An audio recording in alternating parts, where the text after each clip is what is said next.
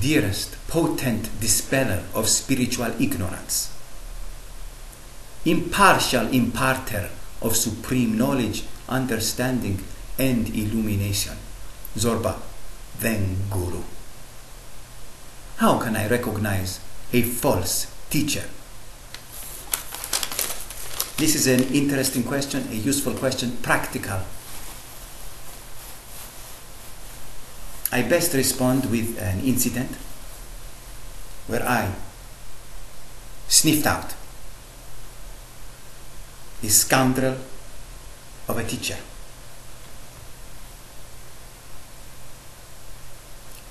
He posed as the genuine article. This is how I did it. When I was 17, I embarked on a trip to Tibet for advanced pranayama techniques. Since the age of 7, I had been practicing.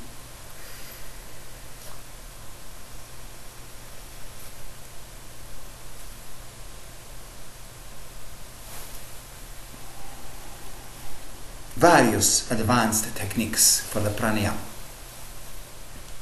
It is like at Christmas. You must clean the chimney. You must make room in the living room in order to receive the gifts. And I was preparing to receive my Guru Dom. I took with me a friend who had epilepsy, since this Guru was also a healer. My friend's name was Henrique. We would be at a party on the couch with girls and drinks, balloons, and out of the blue, some spasmodic attack. His eyes would loop in circles. Then he had these tremors and violent shakes, the grinding of the teeth, the uncontrollable limbs would be crushing cigarettes into people's faces, knocking drinks down, strewing nuts over the carpet, broken glass, his feet flapping together like clappers. It was difficult to focus on a conversation when Henrique's head is banging up and down on the wall. You look away. It's a bit of a buzz killer, but eventually you cannot ignore. You have to look. You have to look. So I took him with me. I thought it might help. I arrived, busloads of Scandinavians, especially many young girls, which was nice, until I noticed that I was not in their field of vision, because they were all attracted to this charismatic Guru, who was 89. I did not understand. Am I so hideous? Then I thought maybe that's how Scandinavian girls are. Maybe they do not look at men. Until the busload of German female tourists arrived, and the same thing. I was like a bug, an insignificant, no, not even an insignificant bug. An insignificant bug they would have photographed. I was an invisible bug. It's not like I was something ugly that they ignored. I was not even the blimp on their radar.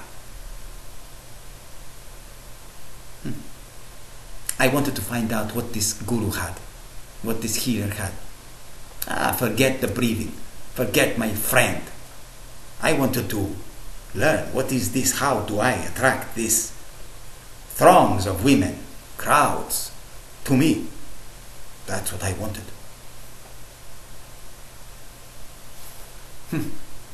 Loud Germans. Loud, but they didn't see me. Beautiful people, the Scandinavians. There they didn't see me. Straight to him, front row. I had to sit in the back, way in the back. He was a rock star. Photographs with them. I don't know what they were doing after the meditation in that room, because after the meditation he would take them into the room one by one. Not me. He said I didn't need to see him. Okay. He saw my friend, and on the way home, in the car, 250 miles to the nearest town. We did not speak, Henrique and I. Only later, in the hotel, I said, "Do you think it helped?" He said, "I don't think so." I said, "Do you think it made it worse?" He said, "I don't know, maybe." That's it. That's all we have discussed of the issue.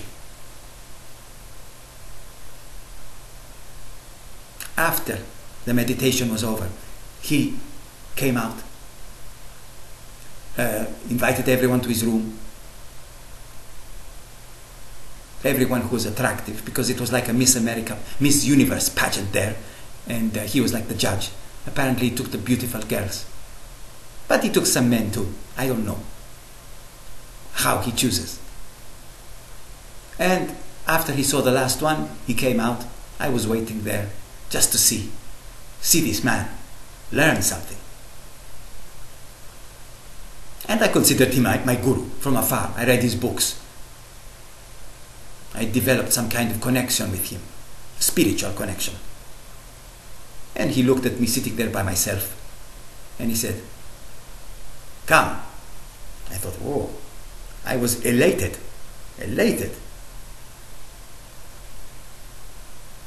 I went. "Come to my room." I went to his room. He said, "You are Malakati. Do you remember me?"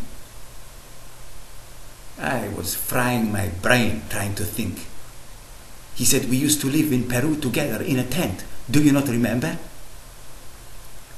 I was accessing all the memory, the explicit, the implicit, the reptilian. I was going back to infanthood, to gestation, pre-birth, pushing it back, the memory, scouring the memory banks for something. And he touched me here and said, "I remember this smell, Malakati." He genuinely looked like he recognized me. I thought, what am I doing here? I do not recognize. I have to bring something to the table, otherwise he may think me an impostor. So he had embraced me, this master, this spiritual guru, as his spiritual equal. It was a great compliment, and I was not living up to this. He said, "Do you remember how we used to greet?" He was not making it easy. So I extended my hand. He said, Marakati. I said, "I was hoping that you may help me because it's been a while." He said, "I know you were hoping I could help you." He was saying, you remember. Each time he said that, his face got closer and closer, eventually nose to nose. I thought, oh, maybe like the Mauritians do, the Eskimos. I was 17, impressionable and gullible, and desperate for some pranayama technique from this spiritual guru and healer, who I considered to be my spiritual colleague now, because he remembered my sweat and chose me and recognized me. So I rubbed my nose from side to side. It was awful, but I did it anyway, for spirituality. Like this, I rubbed. And he said, without moving his nose, "No, Malakati, that's not it." And this is proof positive, by the way, that from this distance, the tongue is faster than the eye, because it is out of the range of the eye. A flicker past the lips, past the teeth, onto the tongue. I withdrew. To regroup, I had to reconsider here for a moment, integrate, reevaluate where this relationship was heading, whether I was comfortable in this.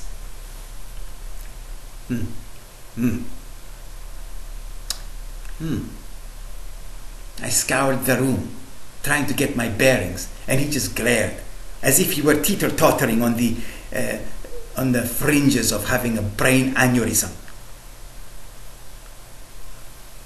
He said, would you like to use the couch? Use the couch. I was at that moment prepared to stand on my feet.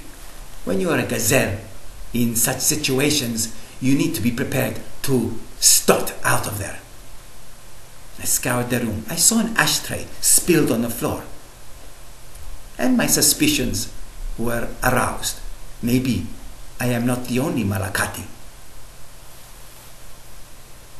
I saw a vase in the corner. I said, that's what I am looking for. Because Zorba the Guru always says, when you're in a tricky situation, doubting what to do, break something. Break it. Good. And fast. I said, that vase, it looks very expensive. Oh, yes. He was telling me who gifted it to him and the expense. I walked over there, knocked it over the stand, off the stand, smash. Walked out. His assistant came in as I was walking out and said, get out. I said, yes, thank you. I am. I went straight to the bathroom, used the soap and my fingernails, scrubbed my lips, scrubbed my tongue, went to the kitchen, stole a bottle of vinegar, gargled with it for 15 minutes on the grass. My friend Henri comes over and says, what are you doing? I said, gargling. He said, let me use that when you're done with it. Okay?